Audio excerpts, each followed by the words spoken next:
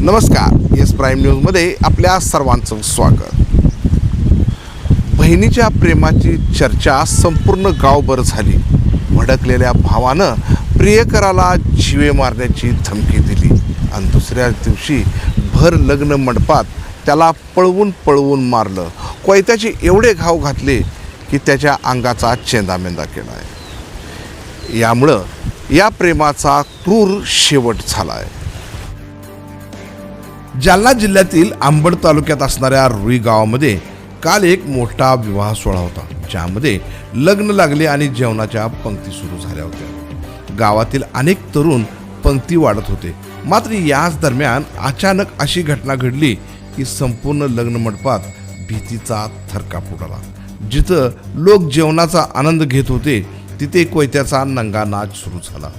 गावातीलच राजेश कोरकाने या 18 वर्षीय तरुणाच्या मागे 4 लोक कोयते घेऊन पाठलाग करत होते।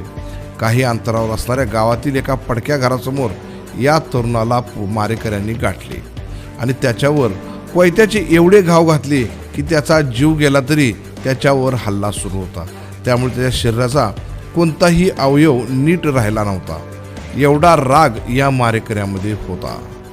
नेमकं या हत्येमागे कोणतं कारण आहे आणि कशा पद्धतीने या हत्येचा कट रचला गेला हे जाणून घेऊयात।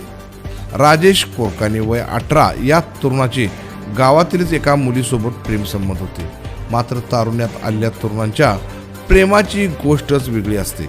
या दोघांच्या प्रेमाची चर्चा संपूर्ण गावभर झाली आणि संपूर्ण कुटुंब यामध्ये बदनाम झालं। या रागात अनेक वेळा दोघांना समजावून सांगण्याचा प्रयत्न देखील झाला, मात्र प्रेमात माघार हा शब्द नसतो।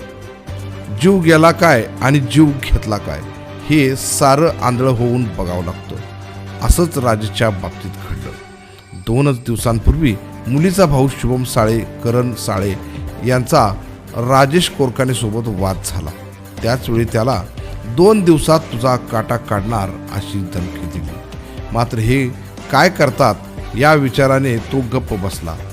मात्र काल गावातील एका लग्नामध्ये राजेश पंक्ती वाढत असताना मुलीचे वडील आणि भावाने संपूर्ण मर्डर प्लॅन करून कोयते तलवारी घेऊन लग्न सोहळ्यात प्रवेश केला आणि अचानक मुलीचे वडील दत्ता साळे हे जोराने ओरडत याला पकडा, त्याला सोडू नका असं ओरडून मुलांना सांगितले असता मुलांनी आधीच तयारी करून सोबत आणलेले कोयते तलवारी बाहेर काढले आणि एका क्षणात लग्नातील जेवणाच्या आनंदात भीतीचा थरकाप उडाला।